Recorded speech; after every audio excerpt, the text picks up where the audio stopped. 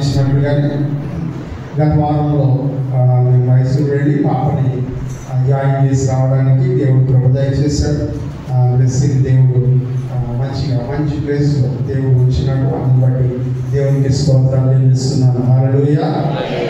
అలాగే బ్లెస్సింగ్ బట్టి ప్రార్థన చేస్తుందండి. ఒక 6 నెలలు అక్కడ ట్రైనింగ్ కంప్లీట్ చేసుకొని మరలా మన మధ్యలోకి రావడానికి దేవుడు కృప దయచేయడానికి ప్రార్థించాల్సిందిగా మనం చేస్తున్నాం. గత వారం అక్కడికి వెళ్ళడం వల్లే నేను ఆదివారం రోజు ఇక్కడికి రాలేకపోయాను. కానీ దైవజనుడు సతీష్ చక్కటి వర్తమానం అందించారు. విన్నాను.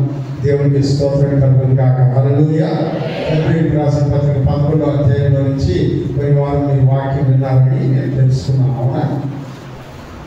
ఏమో మర్చిపోయినా కొన్ని వారం నుంచి వారం అనుకుంటున్నారా? ప్రియులారా, విశ్వాసాన్ని గురించినటువంటి కొన్ని మాటలు గత వారంలో మీరు విన్నారు. నిజంగానే అవి ప్రయోజనకరంగా ఉన్నాయని నేను నమ్ముతున్నాను. మరలా మనం దేవుని యొక్క వాక్యంలోకి వద్దాం. ఇవాళ మనం ధ్యానం చేసుకుంటున్నటువంటి వాక్య భాగం, దాన్ని చదవడానికి ముందు దయచేసి మీ అందరూ మీ బైబిల్స్ మూసేసేది. అందరూ బైబిల్ చదవమంటారు, మా పాస్ట్ బైబిల్ మూసేయమంటారు. బైబిల్ మూసేయాలంటే ఇవాళ మన కొరకు ఏర్పాటు చేయబడిన వాక్య భాగము కీర్తనల గ్రంథము 23వ కీర్తన. చదవండి.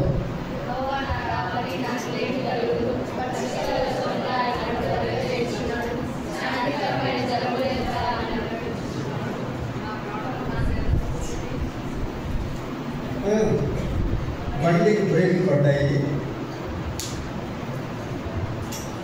సండే స్కూల్ పెట్టమనే అనుకుంటున్నాను. సండే స్కూల్ పెట్టమనే చెప్పండి. యెహోవా నా కాపరి, నాకు లేమి కలగదు. పచ్చిక గల చోట్ల ఆయన నన్ను పరుణ చేస్తున్నాడు. శాంతికరమైన జలముల యొద్ద నన్ను నడిపిస్తున్నాడు. ఆ నుంచి కథలో ఉన్నా మాకు కావాల్సిన నీళ్ళు వచ్చేసింది, నీళ్ళు వచ్చేసింది, మేము ఎక్కడ పోతాం. అంతేనా? మనకు కావాల్సింది అదే కదా. తినడానికి భోజనం, తాగడానికి నీళ్లు, పండుకోవడానికి పడక. మనం కోరుకునే వచ్చేసింది. మిగతాది మనకు అనవసరం కదా. తన నామమును బట్టి నీతి మార్గములలో నన్ను నడిపిస్తున్నాడు. గాఢాంధకారపు లోయల్లో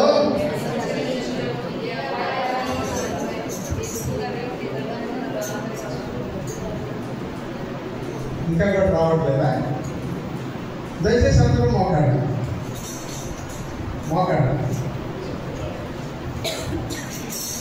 అందరూ మోకాడేసి ఇప్పుడు బైబిల్ చేతిలో తీసుకొని 23వ కీర్తనని ఇప్పుడు చదవడం జీవితాలతో పుట్టుకుంటారు. 23వ కీర్తన చదవడం.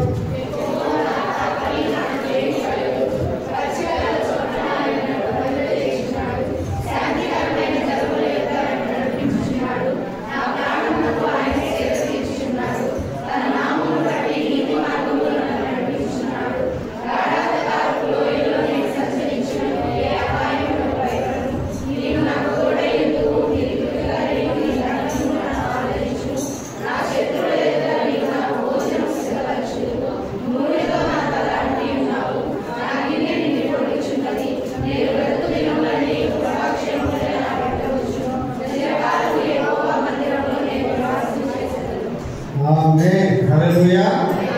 ఇంకా గుర్తుంటుంది అనుకుంటాను. నెక్స్ట్ వీక్ కూడా మళ్ళీ చెప్పలేకపోతే కానీ మాట్లాడాలి. కొంచెం దేవుని ప్రార్థన చేసుకున్నాం. చిన్నమాట ప్రార్థన. కృపగల ప్రభువా, పరిశుద్ధుడా మీకు వందనాలు. ఈ ఉదయ సమయంలో మీ పక్షంగా ఈ పరిశుద్ధ లేఖనములు ధ్యానం చేయడానికి నన్ను ఎన్నుకున్నందుకు కృతజ్ఞతలు. ఆయన ఇప్పుడు నా ప్రభు ఇక్కడ నిలబడి ఉన్నప్పుడు నేను మాట్లాడుతున్న ప్రతి మాట మీదై ఉన్నట్టు నన్ను మీ స్వాధీనంలో పెట్టుకోండి ప్రభువా. వింటున్న సంఘాన్ని జ్ఞాపకం చేసుకొని వెనుకల చెవి గ్రహించే మనసు పాటించే జీవితాలు మా అందరికీ దయచేసి యేసు నామములో ప్రార్థించాలి వేడుకుంటున్నాం తండ్రి. ప్రియులారా, ఈ సంవత్సరం మనం ధ్యానం చేసుకుంటున్న వాక్యాంశము ఆయనను మరింత ఎరిగి ఉండుట. మూల వాక్యము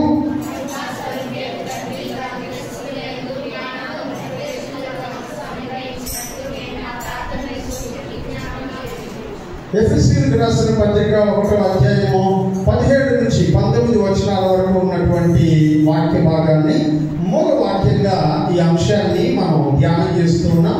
ఇప్పటి వరకు 35 వర్తమానాలు ఈ అంశంలో మనం విన్నాం. ఇవాళ 36వ వర్తమానాన్ని ఇందులో నుంచి మనం ధ్యానం చేస్తూ ఉన్నాం. ప్రియమైనటువంటి వాళ్ళ గతసారి దేవుని వాక్యాన్ని నేను మీకు జ్ఞాపకం చేసినప్పుడు యెహోవా నా కాపరి అనే అంశాన్ని మనం ధ్యానం చేస్తున్నాం. అందులో భాగంగా యెహోవా నా కాపరి అంటున్నటువంటి ఆ వాక్యంలో భాగంగా మనం దావీదు యొక్క జీవితాన్ని గురించి ధ్యానం చేస్తున్నాం. దావీదు జీవితంలో దావీదు దేవుడు కాపరిగా ఎలా నియమించాడు అనే విషయాన్ని మనం ధ్యానం చేస్తున్నాం. కాపరిగా దేవుడు దావీదును ఎలా నియమించాడు అనే విషయాన్ని మనం ధ్యానం చేస్తున్నాం. ఎలా నియమించాడు ఆయన మనం చదివాం. ఇశ్రాయేలు ప్రజలకు మొట్టమొదటి రాజు సౌలు. ఆయన దేవుని యొక్క చిత్తానుసారంగా నడవకపోవడాన్ని చూసి ఆయన్ని రాజుగా పెట్టినందుకు నేను బాధపడుతున్నాను, సంతాపడుతున్నానని ఆ స్థానంలో నుంచి అతన్ని తొలగించమని దేవుడు సమూయేలుకు చెప్పాడు. సమూయేలు వెళ్ళిపోయినారుగా సౌలు రాజు అన్నాడు, దేవుడు నిన్ను రాజుగా పెట్టినందుకు సంతాపడుతున్నాడు, బాధపడుతున్నాడు, దుఃఖపడుతున్నాడు అని చెప్పాడు. తర్వాత రాజ్యమును తీసి నీ పొరుగువానికి ఇస్తానని చెప్పాడు. పొరుగువాడు అని చెప్పేటప్పుడు ఆ పొరుగువాడు ఎవరో చెబుతున్నటువంటి సమూయేలుకి తెలియదు, వింటున్నటువంటి సౌలుకి తెలియదు. కానీ ఒక రోజున దేవుడు అన్నాడు, నువ్వు ఎంతకాలము నేను రాజుగా ఉండకుండా తీసివేసినటువంటి సౌలుని గురించి ఏడుస్తూ ఉంటావు, నువ్వు వెళ్ళి దావీదు పురమునందు లేకపోతే యెష్షయి అనువాని ఇంట ఒక ఆయన కుమారుల్లో ఒకరిని రాజుగా నియమించు అని చెప్పగా సమూయేలు కొన్ని అభ్యంతరాలు తెలిపాడు. దేవుడు మార్గము సుగమం చేసి వెళ్ళి దావీదు ఇంటిలో చేరి అభిషేకించడానికి సిద్ధపడ్డాడు. దావీదు యెష్షయి యొక్క 7 కుమారుల్ని ఆయన ముందుకు తీసుకొచ్చి పెట్టిన తర్వాత వీళ్ళందరినీ ఎదురుగా నిలబెట్టి ఎలియాబు అనేటువంటి పెద్దవాడు ముందుకు రాగా అతన్ని అభిషేకించడానికి సిద్ధపడుతున్నటువంటి సమూయేలుతో దేవుడు అన్నాడు, నువ్వు పైన రూపాన్ని చూస్తున్నావు, నేను పైన రూపాన్ని చూసేటువంటి వాడను కాదు. నువ్వు ఎవరిని గొప్పవాడిగా ఉంచాలని అనుకుంటున్నావు నీకు అర్థం కావట్లేదు, కానీ నేను పెట్టాలనుకున్నటువంటి వాడు అతను కాదు. ఎందుకంటే సౌలు ఆల్రెడీ అందరికంటే ఎత్తైన వాడుగా ఉన్నాడని మీరు అందరూ ఆయన సెలెక్ట్ చేసుకున్నారు. కాబట్టి ఆ రోజు ఇదిగో ఇతను సరిపోతాడా మీకంటే మీరు అందరూ బొమ్మలు పెట్టి రాజు చిరంజీవి ఎవరుగాక అని మీరు అందరూ పలికారు. కానీ మీరు ఎన్నుకున్నటువంటి రాజు మిమ్మల్ని కాపాడలేనటువంటి వాడుగా మిగిలిపోయాడు. ఇక మీద నేను పెడుతున్నటువంటి రాజు మీరు అనుకున్నట్టు పైన ఆకారములకు బాగా బలముగా ఉండేటువంటి వాడు కాక ఆధ్యాత్మికముగా బలమైనటువంటి వాడు కాపరిగా ఉండాలని దేవుడు ఆశపడి దావీదుని రాజుగా అభిషేకించాడని మనం చూసాం. హల్లెలూయా, హల్లెలూయా. దావీదుని రాజుగా అభిషేకించడానికి ముందు సౌలు రాజుగా ఉన్నాడు. సౌలు రాజు అయిన తర్వాత దావీదు రాజు కావడానికి ముందు దేవుడు అతన్ని అభిషేకించడానికి ముందు దావీదు గొర్రెల కాపరిగా ఉన్నాడు. ఏం చేస్తున్నాడంట? గొర్రెల కాపరిగా ఉన్నాడు. ఈ గొర్రెల కాపరికి దేవుణ్ణి ఎలా కనపరచాలో చాలా బాగా తెలుసు. గొర్రెల కాపరికి దేవుణ్ణి ఎలా కనపరచాలో చాలా బాగా తెలుసు. ఎందుకంటే గొర్రెల కాపరిగా ఇతని జీవితం ఎక్కడ ఉందంటే అరణ్యములో. ఎక్కడ ఉందంట? అరణ్యములో. ప్రియులారా, నలుగురు ఉన్నటువంటి చోటున జీవించడం సులభం, కానీ ఎవరు లేని చోట అరణ్యంలో ఉండడం చాలా కష్టం. ఇశ్రాయేలు ప్రజలకు 40 సంవత్సరాల అరణ్య ప్రయాణం ఎందుకు కష్టతరం అనిపించింది? అక్కడ మనుషులు లేరు, అరణ్యము. అక్కడ ఎవరు లేరంట? మనుషులు లేరు, అరణ్యము. అరణ్య ప్రదేశంలో నువ్వు ఊహించినటువంటి సదుపాయాలు ఏమీ ఉండవు. అరణ్య ప్రదేశంలో నువ్వు కోరుకుంటున్నటువంటి సౌకర్యాలు ఏమీ కనబడవు. అరణ్యం అంటే ఒంటరితనమే. అందుకనే తెలుగులో ఒక పదం ఉంది, అరణ్య రోదన అని ఒక పదం. అంటే అర్థం ఏంటో తెలుసా? నువ్వు ఎంత ఏడిచినా నీ శబ్దం ఎవరికి వినబడదు. ఆ ఏడుపు వినబడి నీ దగ్గరికి వచ్చి ఓదార్చేటువంటి వాడు ఎవడో ఉండడం. కనుకనే దాన్ని అరణ్య రోదన అని అన్నారు. ఇప్పుడు దావీదు ఎక్కడ ఉన్నాడంటే అరణ్యములో ఉన్నాడు. అరణ్యములో బ్రతుకుతున్నటువంటి దావీదుని దేవుడు పిలిపించుకున్నాడు. దేవునికి స్తోత్రం కలుగును గాక. హల్లెలూయా. ప్రియులారా, మనం ఒక మంచి స్థితికి పోవాలంటే మన ఇరుగు పొరుగు వాళ్ళని చూసి వాళ్ళతో పోటీ పడి ఇదిగో నేను ఆ స్టేజ్లో ఉండాలి, నేను ఈ స్టేజ్లో ఉండాలి అని పోరాడి ప్రయత్నించవలసినటువంటి అవసరం లేదు. ఎందుకంటే ఎలియాబు తర్వాత ఉన్నటువంటి తన యొక్క సహోదరులు అందరూ మొత్తం ఎలియాబుతో కలిపి 7 మంది సమూయేలు ఇంటికి వచ్చినప్పుడు వాళ్ళందరినీ దేవుడు ఏం చేశాడంట? తృణీకరించాడు. వాళ్ళందరినీ దేవుడు తృణీకరించాడు. వీళ్ళందరి చేత తృణీకరించబడినటువంటి వాడిని దావీదుని దేవుడు అరణ్యములో నుంచి పిలిపించాడు. దేవునికి స్తోత్రం కలుగును గాక. హల్లెలూయా. మిగిలినటువంటి మొదటి 4 కొడుకులు ఉన్నారు. మొదటి 4 పేర్లు బైబిల్లో ఉన్నాయి. ఆ మొదటి 4 కొడుకులు ఉన్నారు కదా యెష్షయికి. ఆ మొదటి 4 కొడుకులు సౌలు యొక్క సైన్యంలో పనిచేస్తున్నారు. వాళ్ళందరినీ సైన్యంలో నుంచి, మిలిటరీ నుంచి పిలిపించాడు యెష్షయి. మిగిలినటువంటి 3 ఏం చేస్తున్నారో మనకు తెలీదు, కానీ వాళ్ళని కూడా పిలిపించుకున్నాడు. బహుశా వీళ్ళందరూ మంచి పొజిషన్లోనే ఉండుంటారని అనుకుంటున్నాను. మంచి ఉద్యోగాల్లో 4 మిలిటరీ జాబ్లో ఉన్నారు. మిగిలినటువంటి 3 ఆ యొక్క రాజుల యొక్క కొలువులోనే ఏదో ఒక పనులు చేస్తూ ఉండుంటారు, మంచి పొజిషన్లోనే ఉండుంటారు. అందుకని ఇదిగో మీ ఇంట్లో దేవుని ఆరాధన చేద్దాం రండి అనగానే వాళ్ళందరినీ పిలుచుకున్నాడు. బాగా చదువుకున్న వాళ్ళని, బాగా జ్ఞానం కలిగిన వాళ్ళని, బాగా ఉద్యోగాల్లో ఉండే వాళ్ళని, వీళ్ళందరినీ పిలుచుకొని సొంత కొడుకైనా కూడా ఎక్కడున్నాడంట? అడవిలో ఉన్నాడు. ఎక్కడున్నాడంట?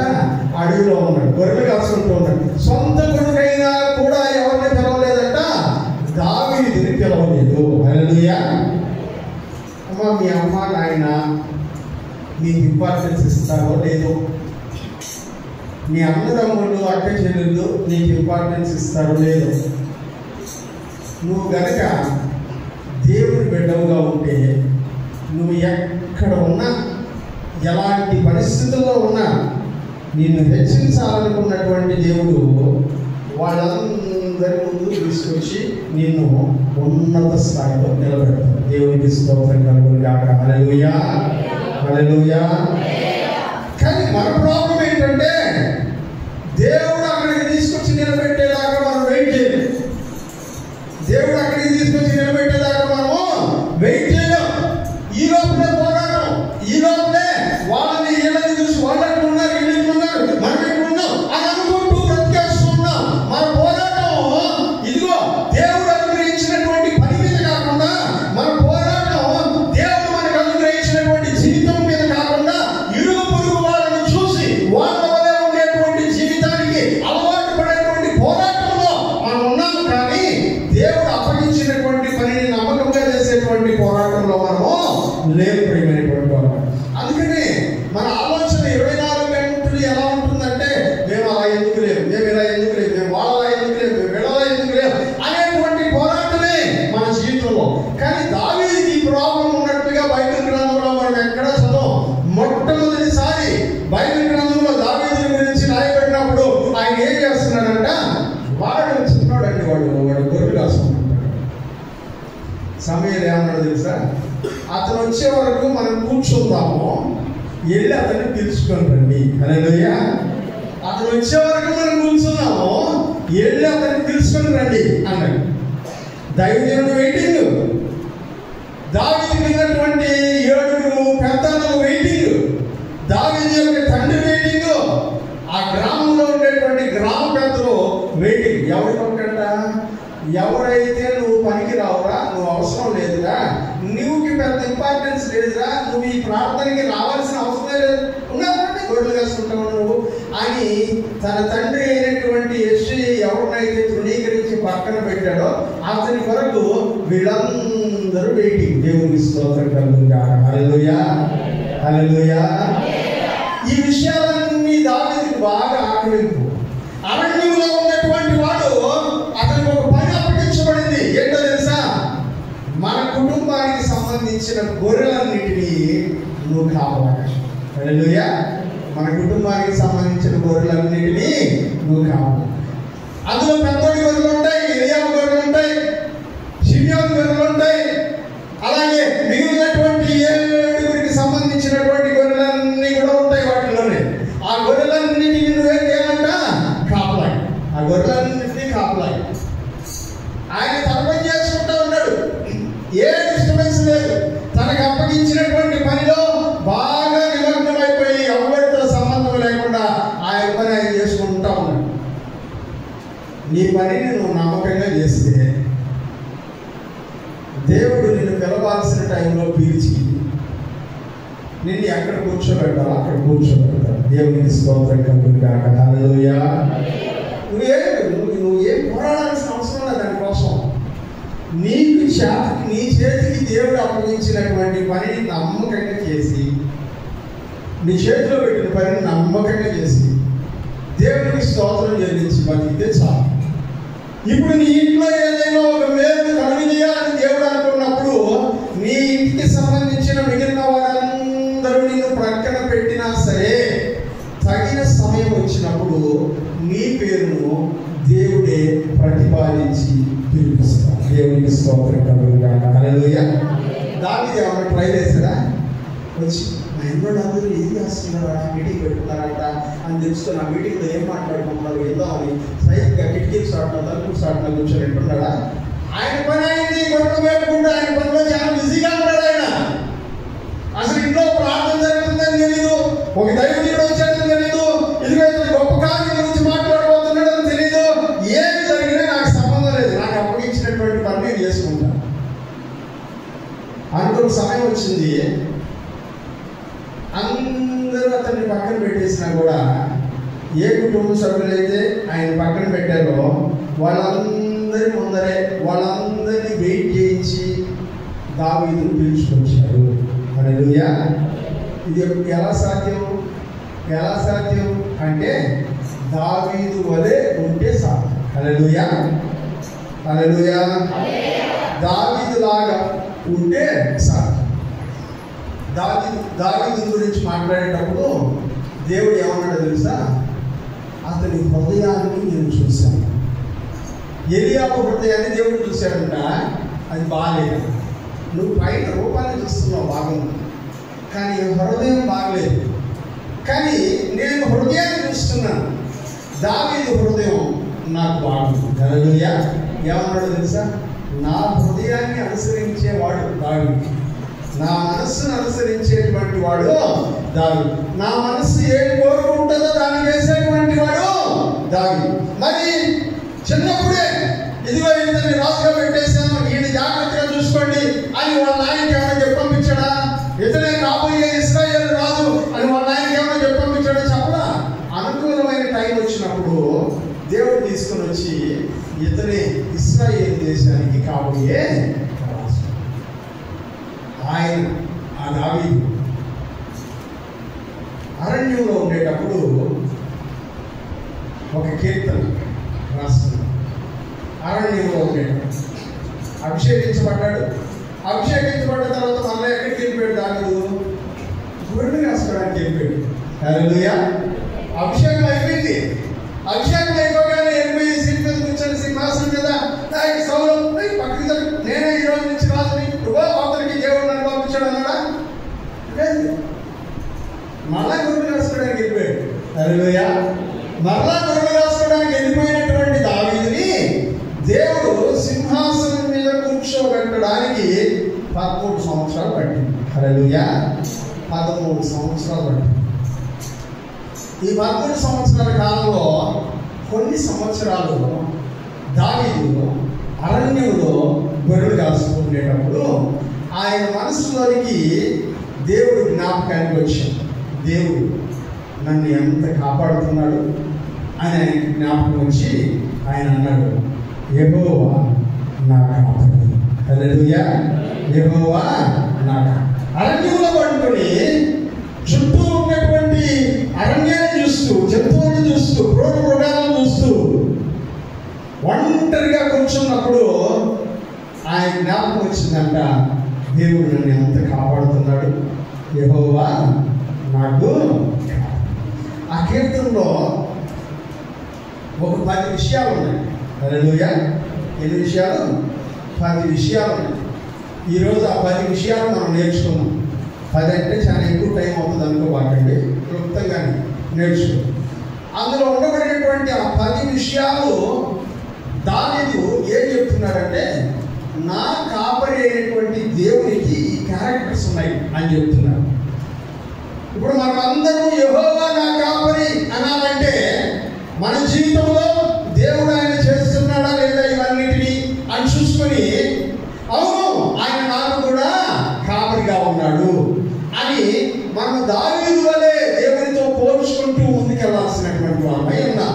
అందుకనే ఆయన అంటున్నాడు, యెహోవా నాకు కాపరి. ఎందుకు కాపరి అని దేవుడు చెప్తున్నాడంటే, ఆల్రెడీ దావీదు ఒక కాపరి, ఆల్రెడీ దావీదు గొర్రెల కాపరి. దావీదే గొర్రెలు రాసుకుంటూ ఉంటాడు. మంచి కాపరి ఎట్లా ఉండాలో దావీదు బాగా తెలుసు. మంచి కాపరి గొర్రెల కోసం ఏం చేస్తాడో దావీదుకు బాగా తెలుసు. కాబట్టి ఆ గుణాలన్నిటినీ, ఆ లక్షణాలన్నిటినీ ఇప్పుడు మన ఎదుట దావీదు చెప్తూ ఉన్నాడు. ఆయన అంటున్నాడు, యెహోవా నాకు కాపరి, నాకు ఏం కలదు అంటే లేని అంటే కొరత. హల్లెలూయా. కొరత. మా అవసరత వేరు, కోరిక వేరు. అవసరత వేరు, కోరిక వేరు. చాలామంది ప్రార్థన చేసేటప్పుడు సమృద్ధిని అని ప్రార్థన చేస్తారు. కానీ మన ప్రార్థన సమృద్ధి గురించి కాదు, సంతృప్తి గురించి ఉండాలి. సమృద్ధి లేని నా జీవితములో సంతృప్తినిచ్చి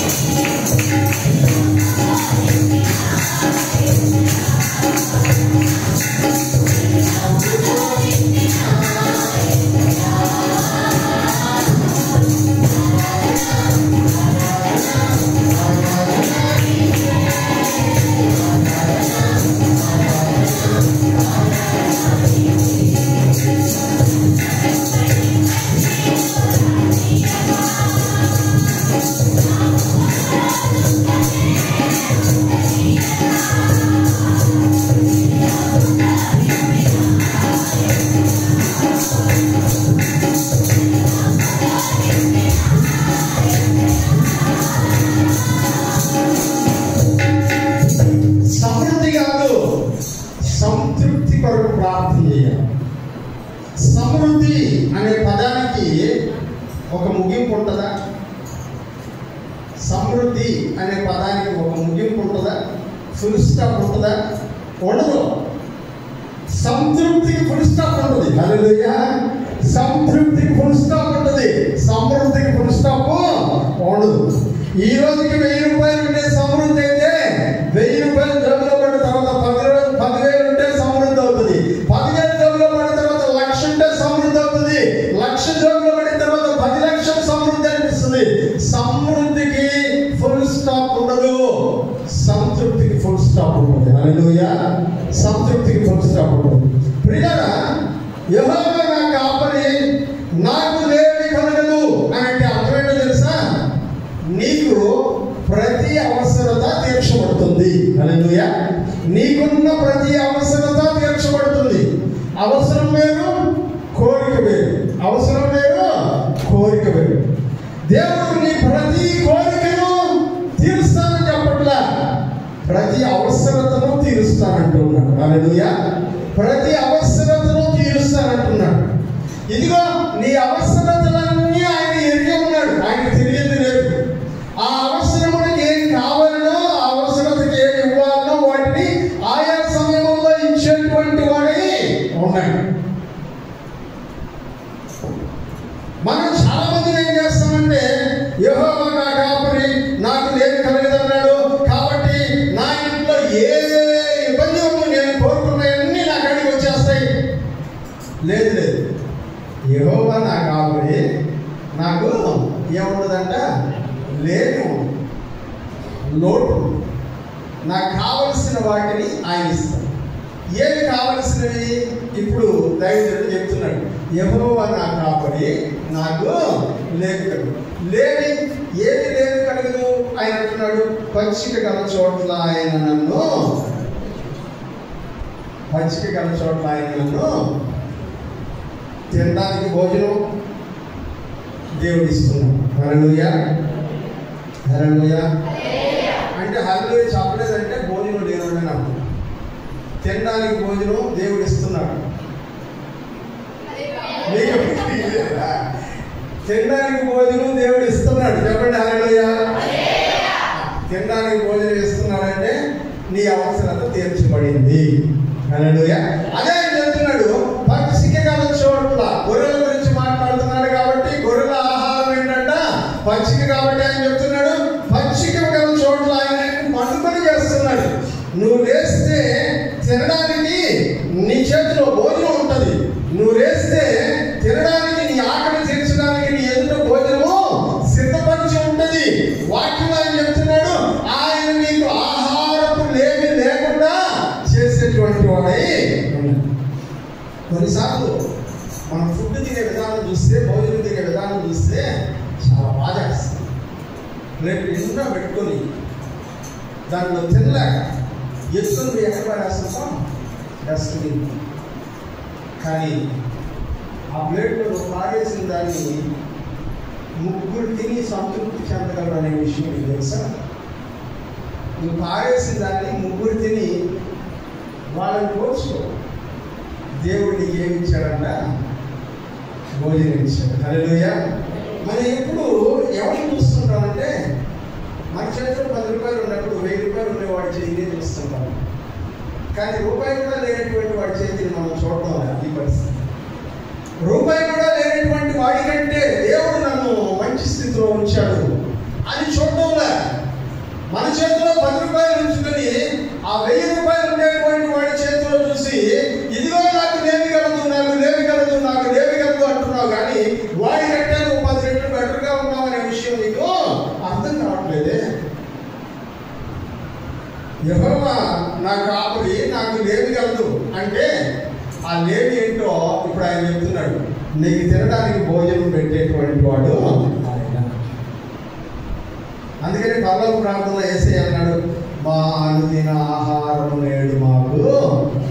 ప్రభువా, ఈ రోజు భోజనం నాకు, ఏ రోజుకి ఆ రోజు కావాల్సిన భోజనం నాకు, ఏ రోజుకి ఆ రోజు కావాల్సిన భోజనం దేవుడు నాకు ఇయ్యలేదు అనేవాడు ఇక్కడ.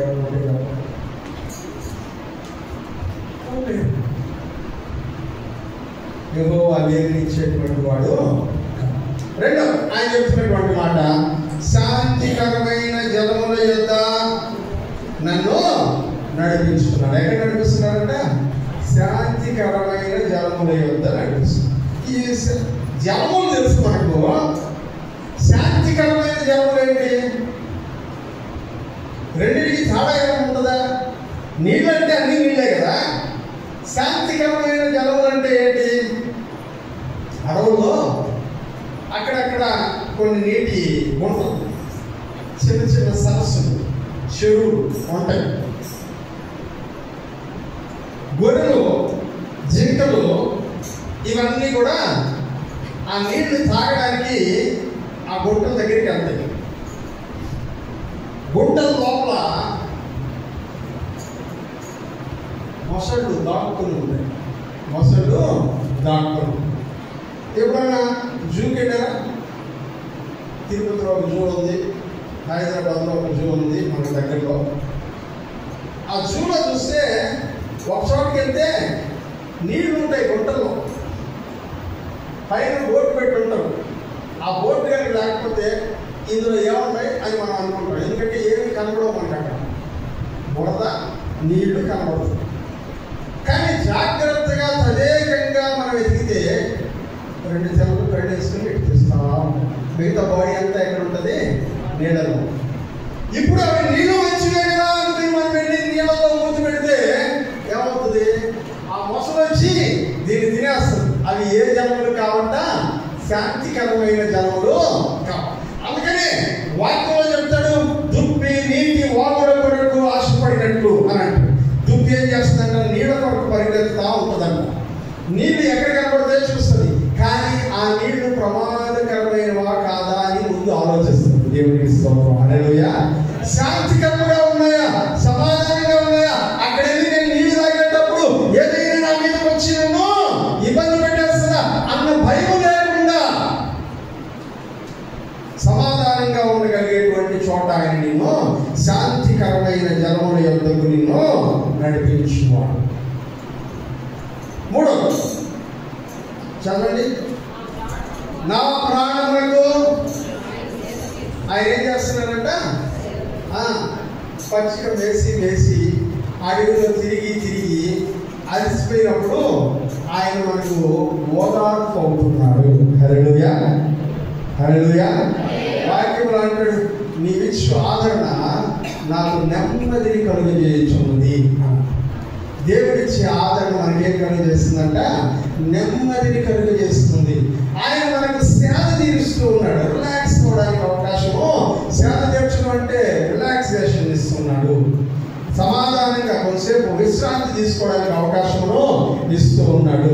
అందుకనే నా ప్రక్కన 1000 మంది కూడినను, కుడి ప్రక్కన 10,000 మంది కూడినను అపాయం యొద్దకు రాదు. ఎంత చక్కటి ప్రశాంతమైనటువంటి జీవితం ఆయన. అపాయం నీ దగ్గరికి రాదు. ఇదిగా నువ్వు చూస్తున్నావే, 10 రూపాయలు నీ చేతిలో పెట్టుకున్నప్పుడు 1000 రూపాయలు గల వాడిని చూసినప్పుడు వాడి చుట్టూ ఉండబడినటువంటి అపాయం నువ్వు చూడడం లేదు. నీతో ఉండబడినటువంటి సమాధానం నువ్వు చూడట్లేదు. నీ దృష్టి ఓన్లీ దీని మీద, దాని మీద మాత్రమే ఉన్నాయి.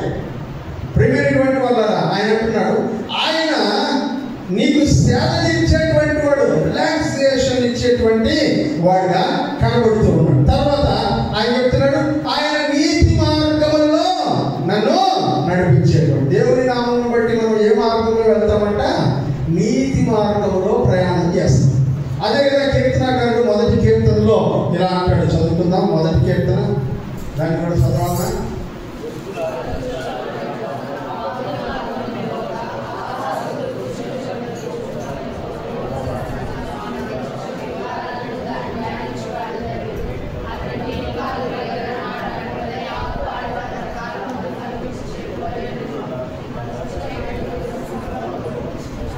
దుష్టులు అలాగే ఉండక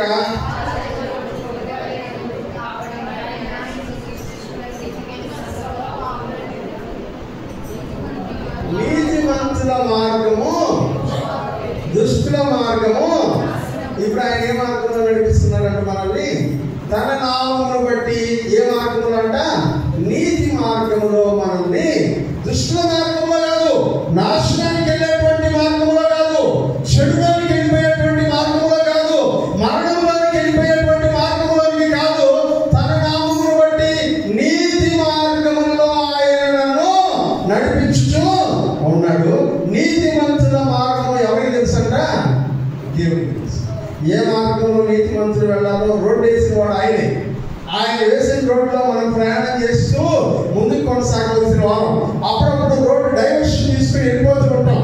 కాదు పిల్లరా, దేవుడు ఏ నీతి మార్గంలో మన కొరకు ఏర్పాటు చేశారో ఆ నీతి మార్గంలో ఆయన మనం నడిపిస్తున్నప్పుడు ఆయనను గమనించేటువంటి వారముగా మనం ఉండాల్సినటువంటి వారమై ఉన్న. వాక్యం అంటున్నాడు, నీతి మార్గములో తన నామమును బట్టి ఆయన నన్ను నడిపిస్తాడు. తర్వాత మాట ఆయన అంటున్నాడు, నీవు నాకు తోడుగా ఉంటావు. దేవుడు ఏం చేస్తాడంట? తోడుగా ఉంటాడు. తోడుగా ఉండడం అంటే ఇప్పుడు ప్రైజ్ మా ఇంటి దాకా వేసి అక్కడ నేను బుక్ పెట్టుకున్నాను ఎత్తుకోరాపో అని అంటే ప్రైజ్ వేస్తాను.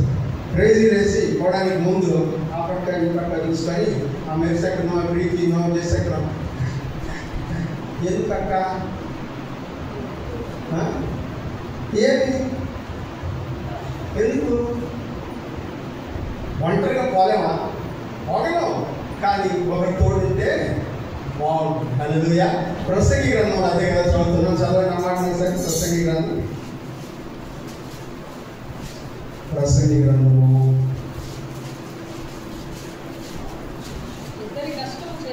ఇద్దరి కష్టం. రెఫరెన్స్ చెప్పుమా. 4వ అధ్యాయం. ఇద్దరి కష్టం చేత ఉభయులకు మంచి కలుగును కనుక ఒంటిగానే ఉండుట కంటే ఇద్దరు కూడి ఉండటం లేదు. వారు పడిపోయిన ఒకడు తన తోటి వాడిని లేవనెత్తును. అయితే ఒంటరిగా పడిపోయిన వారికి శ్రమయే కలుగును. వారిని లేవనెత్తివాడు లేకపోను. ఎందుకు ఇద్దరు కలిసి ఉండేది? ప్రైజ్ ఎందుకు ఇద్దరు నాకు తోడు కావాలి, ఒకరికి కావాలని కోరుకునేది అంటే ఒంటిగా ఉండుట కంటే ఇద్దరు కలిసి ఉండుట మేలు. ఒకవేళ పొరపాటున ఇద్దరిలో ఒకటి పడిపోయినా ఇంకొకటి ఏం చేస్తాడంట? లేవనెత్తేటువంటి వాడిగా ఉంటాడు. లేకపోతే శ్రమ కలుగుతుందంట. ఒంటిగా ఉంటే ఏం కలుగుతుందంట? శ్రమ కలుగుతుంది. ఈ రోజుల్లో చాలా మందికి ఎలా అనుకుంటున్నారంటే నాకెవరితో సంబంధం, నేను ఎవరితో మాట్లాడాల్సిన అవసరం లేదు, నాకు వీళ్ళతో పనిలే వాళ్ళతో పనిలే, నేను ఒక్కడే ఉంటాను, నాకేమి ఇబ్బంది లేదు, నాకెవరి హెల్ప్ అవసరం లేదు అనే ఫీలింగ్ లో అదేంటో దానికి ఒక మంచి పేరు పెట్టుకోవడం సెల్ఫ్ రెస్పెక్ట్. ఏమన్నది? ఏ రెస్పెక్ట్? సెల్ఫ్ రెస్పెక్ట్ తక్కువ కాదు పిల్లరా. ఇద్దరు కలిసి ఉండడం మేలు. దేవుడు అందుకే కదా నరుడు ఒంటరిగా ఉండుట చెప్పండి కాదనుకొని చేసుకొని ఈ పాట పాడుతున్నాం అందరి కాకుండా. ఒంటిగానే ఉండడం వల్ల శ్రమ కలుగుతుంది. ఇప్పుడు దేవుడు అంటున్నాడు నీకు తోడుగా ఎవరు ఉన్నారంట చెప్పండి. ఆయన చెప్తున్నాడు నీవు నాకు తోడై నా తోడుగా ఉన్నవాడవే, నా చెయ్యి పట్టి నడుపువాడవే, నా పక్షము నడించువాడవే, నా పక్షము నడించువాడవే, నా ధైర్యము నీవే యేసయ్యా, యేసయ్యా, యేసయ్యా, యేసయ్యా, యేసయ్యా,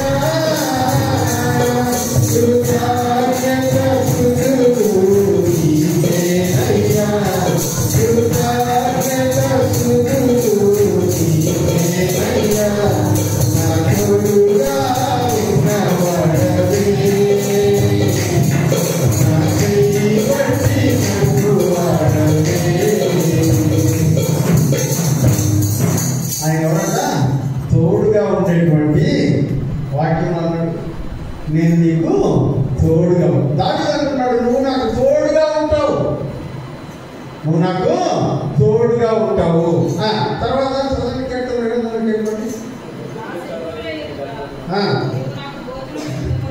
నా శత్రువుల ఎదుట నీవు నాకు భోజనము సిద్ధపరచు. అప్పుడే అడిగింది కదా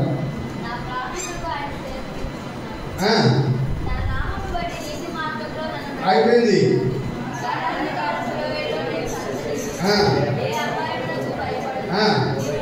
నీవు నాకు తోడయ్యిందు, నీ దుడ్డు కర్రయు నీ దండమును ఏముంటాయంట? ఆయన చేతిలో కాపర చేతిలో ఏముంటాయంట? దుడ్డు కర్ర దండం. దుడ్డు కర్ర ఎందుకు, దండం ఎందుకు? కొంతమంది ఇక్కడ ఉండేవాళ్ళకి దండం అంటేనే తెలియదు, ఇది అనుకుంటున్నారు దండం అంటే. దండం అంటే ఇది కాదు, నీ దుడ్డు కర్రయ్యు దండం. దండం అంటే సరే ముందు దుడ్డు కర్ర గురించి ఆలోచిద్దాం, తర్వాత దండం తగ్గిపోతాం. దుడ్డు కర్ర ఎందుకు? కాపరి చేతిలో కర్ర ఉండేది ఎందుకు? ఎవరు కొట్టడానికి? గొర్రెలు కొట్టడానికి. మీకు అదే కారణం. గొర్రెలు కొట్టడానికి కాదు చేతిలో కర్ర ఉండేది. గొర్రెల మీద వస్తున్నటువంటి తోడేలను కొట్టడానికి చేతిలో కర్ర ఉంటుంది. హల్లెలూయా. గొర్రెల మీద వస్తున్నటువంటి తోడేలను కొట్టడానికి ఆయన చేతిలో కాపరి చేతిలో ఏముండదంట? దుడ్డు కర్ర ఉంటుంది. దుడ్డు కర్ర బాగా బలంగా ఉంటుంది. దాంతో గొర్రెలు కొట్టరు. దాంతో గొర్రెలు కొట్టకుండా గొర్రెల మీద వస్తున్నటువంటి తోడేలని, గొర్రెల మీద వస్తున్నటువంటి పుల్లని, సింహాలని, లేకపోతే గొర్రెల మీద దాడి చేయడానికి ప్రయత్నిస్తున్న క్రూర మృగాలని తరిమి కొట్టడానికి చేతిలో ఏముంటుందంట? దుడ్డు కర్ర. రెండోది దండము. ఏంటది? దండం. ప్రీతి. దండం ఏంటి? దండం ఎన్ని అడిగారు? ఒకసారి దండం పెట్టు.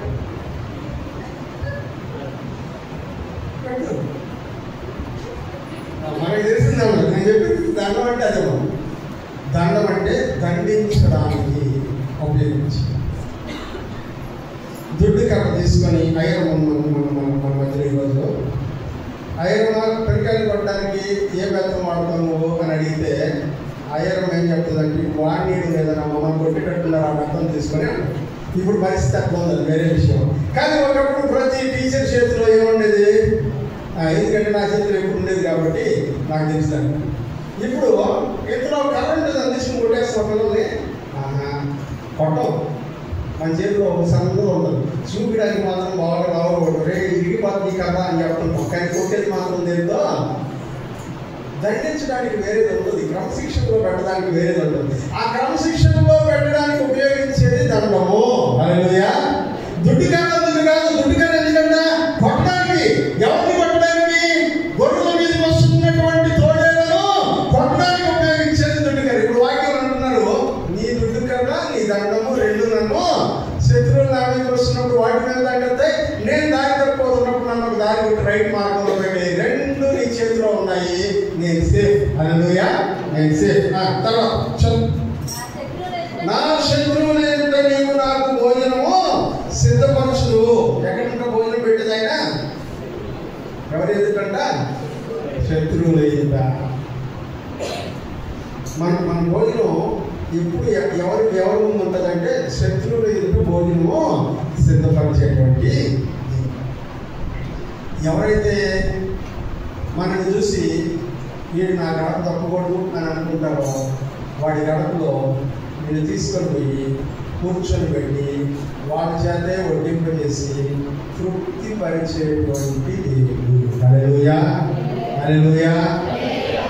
అవన్నీ ఇప్పుడు నీ కళ్ళ దృష్టికి ఇవన్నీ కనబడకపోవచ్చు, కానీ దేవుడు కాపరిగా ఉన్నప్పుడు అవన్నీ నీ జీవితంలో జరిగించి చూపిస్తుంది. హల్లెలూయా. ఎవరైతే నిన్ను దూరంగా పెట్టాలనుకున్నారో వాళ్ళే దగ్గరికి దించుకునేటువంటి ఒక రోజు.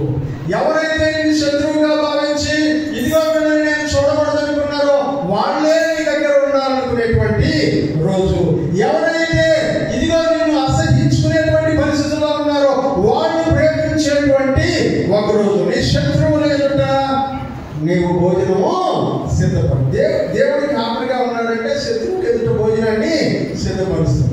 కాపర్లు ఏం చేస్తారంటే గొర్రెల కాపర్లు రౌండ్గా కూర్చుంటారు. మధ్యలో గొర్రెలు ఉంటుంది. మధ్యలో గొర్రెలు ఉండి గొర్రెలకి మ్యాప్ చేస్తే గొర్రెలు తింటూ ఉంటాయి. రౌండ్గా కాపర్లు కూర్చున్నప్పుడు కాపర్ల వెనకాల చుట్టూ తోడేళ్ళు, గుంటనక్కలు, పులులు, ఇంకా ఏమేమి క్రూర జంతువులు ఉన్నాయో అవన్నీ చుట్టూ నిలబడుకొని చూస్తూ ఉంటాయి. కానీ దగ్గరికి వెళ్ళడానికి భయం. ఎందుకంటే అక్కడ ఎవరున్నారంట? కాపరి ఉన్నారు. హల్లెలూయా. అక్కడ ఎవరున్నారంట? కాపరి. కాపరినంత వరకు గొర్రెల మీదకి దాడి చేయడానికి ఎవరికి ధైర్యం ఉండదంట? క్రూర మృగాలకి ధైర్యము ఉండదు. కాపరి లేనప్పుడే దాడి. ఇప్పుడు వాక్యం అంటున్నాడు, నా శత్రువులను ముందు పెట్టుకొని వాళ్ళు ఎదురుగా ఉంటే వాళ్ళని చూసి టెన్షన్ పడకుండా నేను భోజనం చేసేటువంటి సదుపాయాన్ని నువ్వు నాకు కల్పిస్తున్నావు. నా శత్రువులు ఎదుట నీవు నాకు భోజనము సిద్ధపరచును. తర్వాత నూనెతో నా తల అంటి ఉన్నావు, నా గిన్నె నిండి పొరుచు. ఇది దేవుని అభిషేకానికి సాదృశ్యం. దేవుడు ఏం చేస్తున్నాడంట? నూనెతో తలను అంటితే తల మీద నూనె గిన్నె పెట్టి ఆ గిన్నెలో నూనె పోస్తే ఆ గిన్నె నిండి పొల్లిపోతూ ఉందంట. గిన్నె నిండి పోయినసారి నేను చెప్పాను, సహోదరుడు ఐక్యత కలిగి ఉండటం ఎంత మేలు, ఎంత మనోహరము. అది అహరోను తల మీదుగా ఉపయోగపడి అతని గడ్డం మీదుగా కాదు, అతని అంగీల అంచుల వరకు దిగజారిన పరిమళ తైలం వలె ఉండును అనేటువంటి 133వ కీర్తనను మనం ధ్యానం చేసుకుంటున్నప్పుడు అభిషేక తైలం ఎలా వస్తారు అనే విషయాన్ని గురించి నేను చెప్పాను.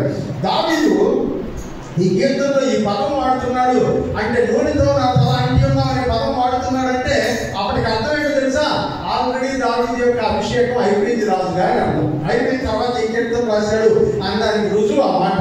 నూనెతో తల అంటినటువంటి వాడు అతను అభిషేకించేసాడు. నువ్వు నన్ను అభిషేకించేసావు, అయిపోయింది. ఇక మీదట నేను బ్రతుకు దినములన్నీ ఏమొస్తాయంట? కృపాక్షేమములే నా వెంట. ఇక నేను బ్రతికినటువంటి రోజులన్నీ కృపాక్షేమములే నా వెంట వచ్చును. చిరకాలము యెహోవా మందిరములో నేను నివాసము చేస్తాను. ఇక బ్రతికిన రోజులు ఎక్కడ బ్రతుకుతాను? దేవుని మందిరంలో బ్రతుకుతాను. దేవుని మందిరంలో నన్ను ఎవరేమి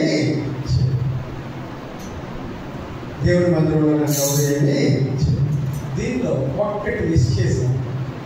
9 చెప్పాను ఇప్పుడు దాకా, ఒక్కటి మిస్ చేసి, అదేంటంటే గాఢాంధకారపు లోయలో నేను సంచరించి ఏ అపాయములకు నేను ఎక్కడన్నా ఇది ఇంగ్లీష్లో ఎలా రాస్తారంటే మరణాంధకారపు లోయలో అని రాస్తారు.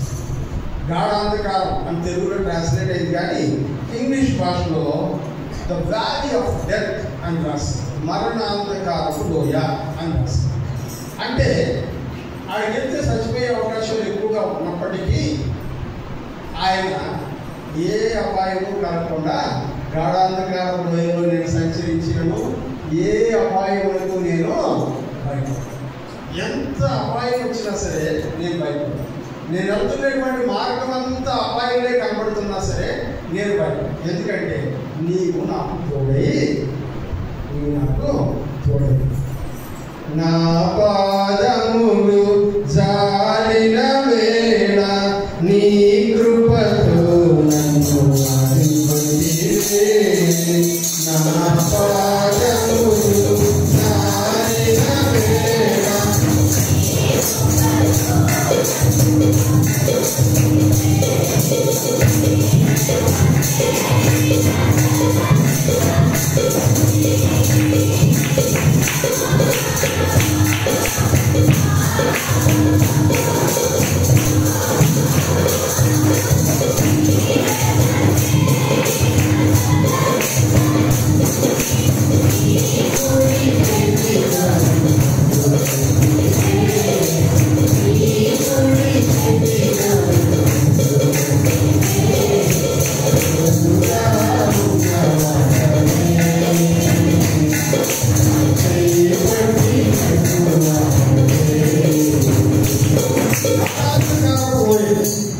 మరణము మనల్ని వెంబడిస్తూ ఉన్నా కూడా భయపడకుండా నేను ఉంటాను. ఎందుకంటే నువ్వు నాకు తోడుగా, నేను నీకు తోడుగా ఉన్నంత కాలం నువ్వు భయపడాల్సిన పరిస్థితులు ఏమీ లేవు అని అంటున్నాడు దైవజనుడైనటువంటి దావీదు. ఇతను ఈ దావీదు ఇశ్రాయేలు ప్రజలకు కాపరిగా మారాడు. హల్లెలూయా. ఇశ్రాయేలు ప్రజలకు కాపరిగా మారాడు. ఇప్పుడు ఆయనకి కొన్ని విషయాలు అర్థమవుతున్నాయి. దేవుడు నన్ను గొర్రెల కాపరిగా ఉండడం మాన్పించి ఇప్పుడు నన్ను ఏం చేశాడంట? ఇశ్రాయేలీయులకు కాపరిగా చేశాడు. అందుకనే గొర్రెల దొడ్డిలో పాడి గొర్రెలను తోలుట మాన్పించి ఆయన ఇశ్రాయేలీయులకు కాపరిగా పెట్టాడు. ఇశ్రాయేలీయుల కాపరిగా దావీదును పెట్టే టైంకి ఇశ్రాయేలీయుల పరిస్థితి ఎలా ఉందంటే, ఒక్క మనిషి వచ్చి లక్షల మంది ఇశ్రాయేలు సైన్యాన్ని భయపెట్టిపోతాడు. ఒకడు ఆ ఒక్కడిని చూసి ఇశ్రాయేలు సైన్యంలో ఉన్నటువంటి అంతమంది భయపడి పారిపోతారు. అట్లాంటి పరిస్థితులలో దావీదుని నా ప్రజలు, నా గొర్రెలు అక్కడ ఉన్నాయి, వెళ్ళి వాటికి కాపలా కాయి అని పంపించారు. హల్లెలూయా.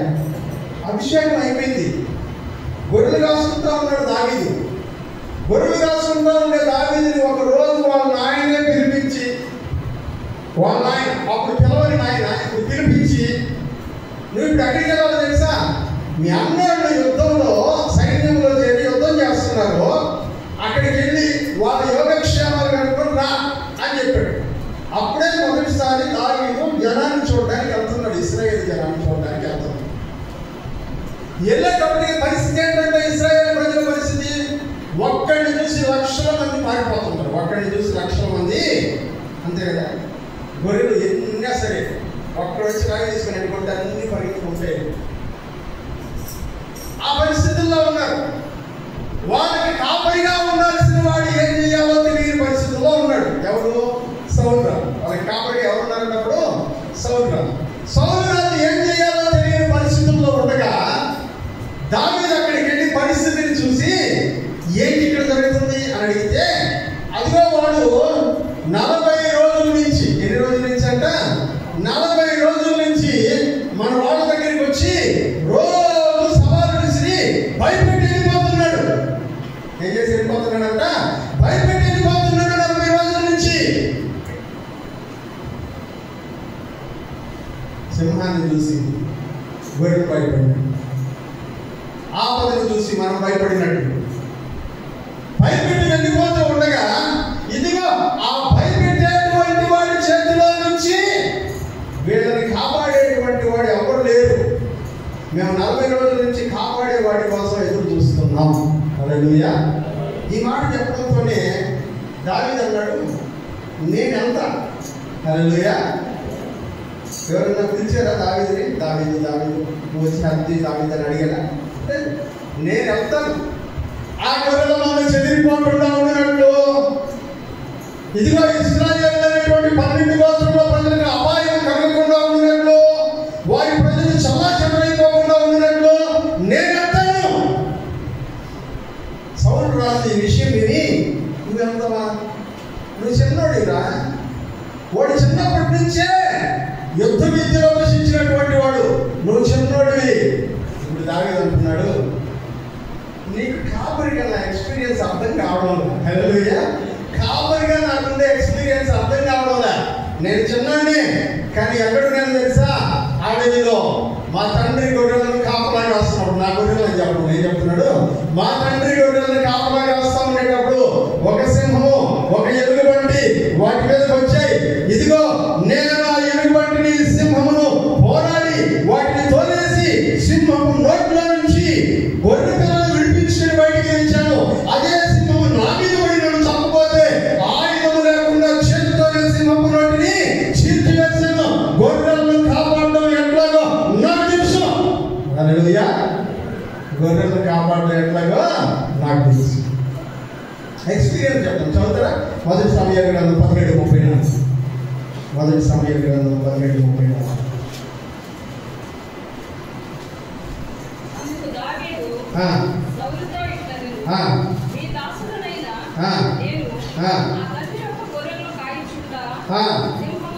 సింహమును ఎలుగుబంటి వచ్చి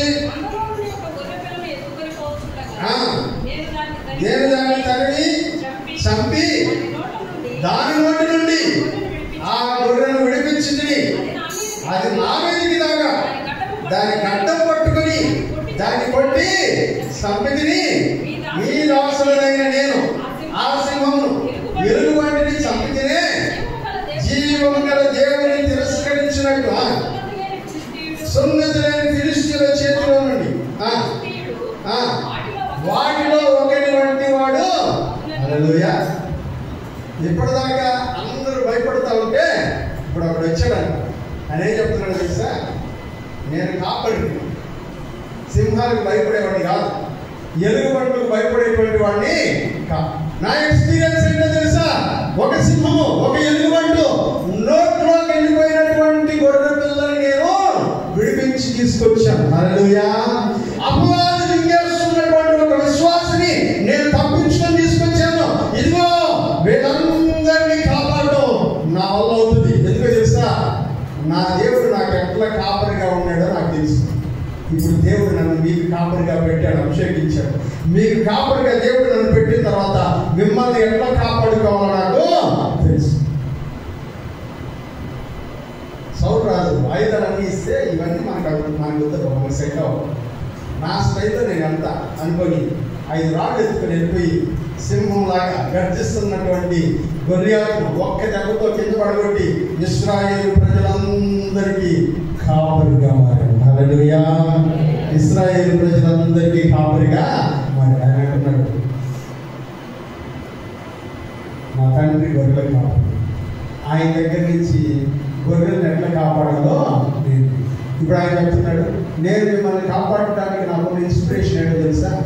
సింహం గొర్రెల్ని చంపేసామన్నటువంటి ధైర్యంతో కాదు. సింహం గొర్రెలను చంపేటప్పుడు నాకు ఒక ఇన్సిడెంట్ జరిగిందని చెప్తాను. ఏంటో చదవండి 37.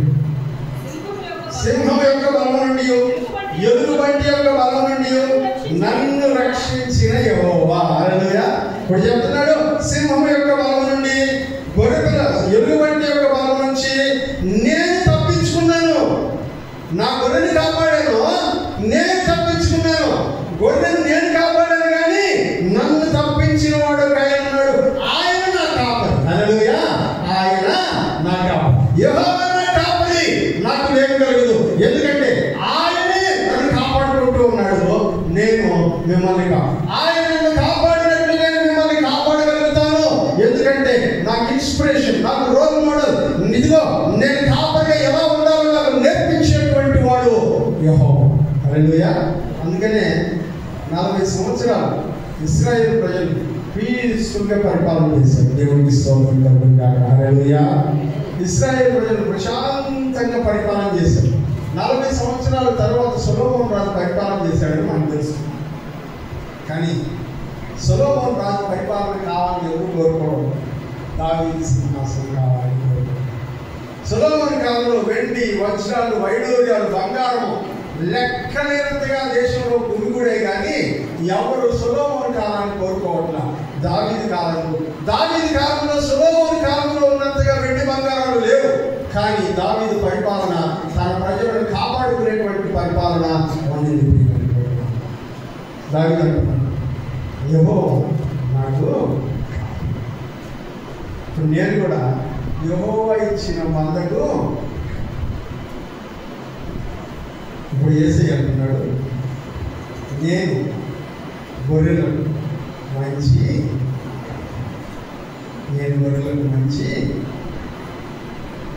దావీదు ప్రాణం తీసి కాపాడాడు, నేను ప్రాణం పెట్టి కాపాడాను. ఎలాగ రేపు తన ప్రాణం మంచి కాపాడు. ప్రియులారా, యెహోవా నా కాపరి. ఇప్పటిదాకా మనం చూసాం కదా, యెహోవా షాలోమ్, యెహోవా షమా, ఎబెనెజర్ చదువుతా ఉన్నాం కదా. ప్రార్థన, యెహోవా నా కాపరి. దావీదు చెప్తున్నాడు, ఎందుకు కాపాడాడు, ఎలా కాపాడాడు? నేను కాపరిగా ఉండడం అంటే ఆయన నా కాపరిగా ఉంటాడు. ఇదిగో నేను కీర్తనలో చెప్పినటువంటి ఈ 10 అంశాలు నాకు కాపరిగా ఉండి ఆయన ప్రూవ్ చేశాడు. ఇదిగో ఆయన నాకు కాపరి. సోదరి, నీ జీవితంలో ఈ 10 అంశాలు ఆయన చూపించలేదా? పచ్చిక చోట్ల ఆయన కరుణ చేయలేదా? శాంతికరమైన జన్మను నడిపించలేదా? తన నామమును బట్టి నీతి మార్గంలో ప్రయాణించలేదా? నీ ప్రాణములకు ఆయన సేవ తీర్చలేదా? నీకు విశ్రాంతిని ఆయన దయచేయలేదా? దుడ్డుకర్ర దండము నీకు ఆదరణగా ఉండలేదా? భయం లేకుండా బ్రతకడానికి దేవుడు నీకు అవకాశం ఇవ్వలేదా? నీకు నిండి పోగడం లేదా? దేవుని అభిషేకం నీ మీద కనపడడం లేదా?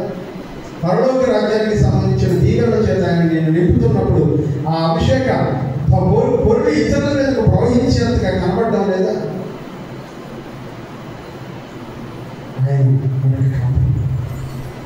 దావీదు నాకు కాపరి, ఆయన నన్ను కాపరిగా పెట్టాడు.